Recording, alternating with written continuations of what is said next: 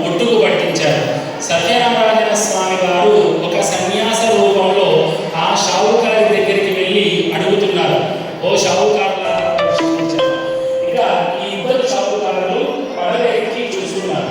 తమ పడవలో అడుగుతున్నాడేమో అనుకొని ఇలా అనుకున్నారు, ఓ సన్యాసి వచ్చేసరికి తన భర్త పడవతో పాటు క్షేమంగా ఒడ్డుకు చేరుకున్నాడు. ఇక ఆ షావుకారి కుటుంబం ప్రతి మాసమున పౌర్ణమి నదిలో మునిగిపోవడం చూసి ఆ బాధతో తాను కూడా భర్తతో పాడే ప్రాణత్యాగం చేసుకోవడానికి నదిలోకి వెళుతూ ఉండగా ఆకాశ మార్గం ద్వారా సీతకు వెళ్ళిపోయారు. అంతలో స్వామివారు వీళ్ళను మళ్ళీ ఒకసారి పరీక్షించాలి అనుకున్నారు. అనుకొని ఆ నీళ్ళల్లో ఉన్న పడవను అది తీసుకోలేదు, మీరింటికి వెళ్ళి తీర్థ ప్రసాదాలు తీసుకుంటే అంతా మంచి జరుగుతుంది అని స్వామి గారు చెప్పారు. ఆ మాట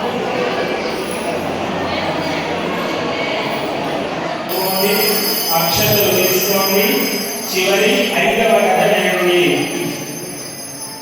పూర్వము